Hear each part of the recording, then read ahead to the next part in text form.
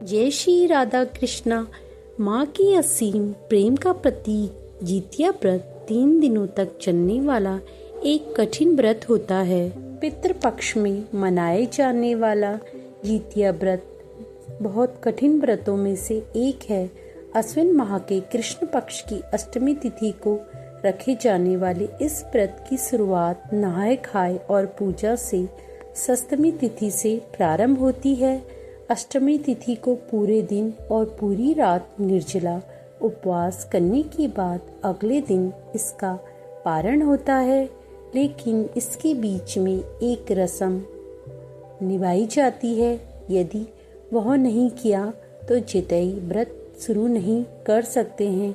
इस रस्म का नाम ओटगन कहते हैं, जिसमें व्रत रखने वाली महिलाएं सुबह पक्षी के उठने से पहले तोरई के पत्ते पर दही चूड़ा और मिठाई चढ़ाती हैं।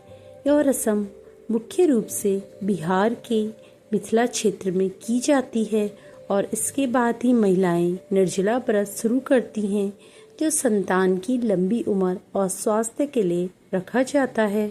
भक्तजनों, एक दिन पूर्व यानी अश्विन माह के कृष्ण पक्ष की सप्तमी तिथि पर नहाए खाए मनाया जाता है। इस साल 13 सितंबर को नहाए खाए है। इस शुभ अवसर पर व्रती महिलाएं स्नान ध्यान कर जीमूत वाहन जी की पूजा करती हैं और इसके बाद भोजन ग्रहण करती हैं। जितिया व्रत कहे या जीवित पुत्र का व्रत महिलाएं अपनी संतान की सलामती और दीर्घायु के लिए करती हैं और इस दिन भगवान जीमूत वाहन की पूजा करती हैं। 24 घंटे या इससे अधिक समय तक माताएं निर्जला उपवास रखती हैं, जिसमें वो जल की एक भी बूंद ग्रहण नहीं करती हैं। व्रत का समापन तीसरे दिन नौमी तिथि को सूर्योदय के बाद सूर्य को अर्घ्य देने की बात किया जाता है और इसके बाद ही भोजन ग्रहण किया जाता है। बार जितिया व्रत 13 सितंबर दिन शनिवार को नहाए खाए किया जाएगा।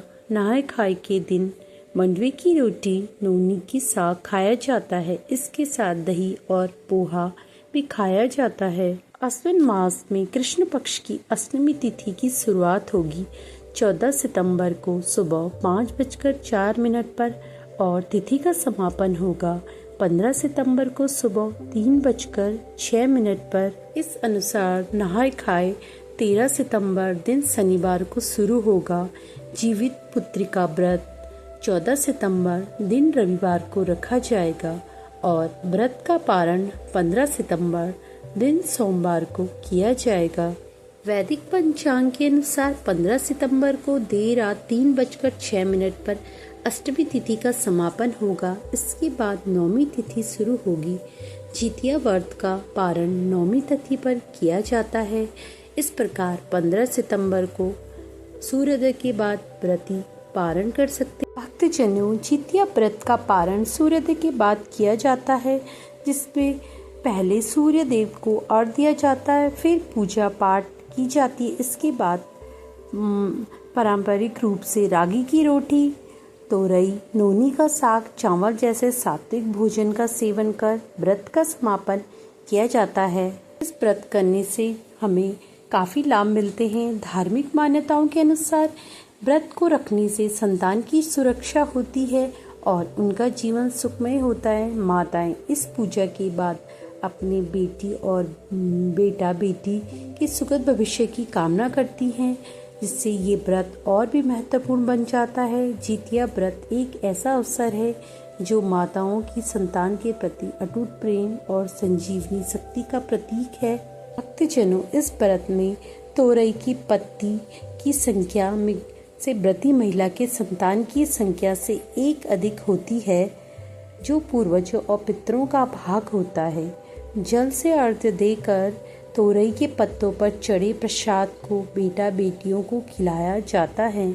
माना जाता है इससे पूर्वजों और पितरों का आशीर्वाद बच्चे पर बना रहता है, जिससे वे स्वस्थ और दीर्घायु होते हैं। आप सभी भक्तजनों को जितिया व्रत की बहुत बहुत शुभकामनाएं।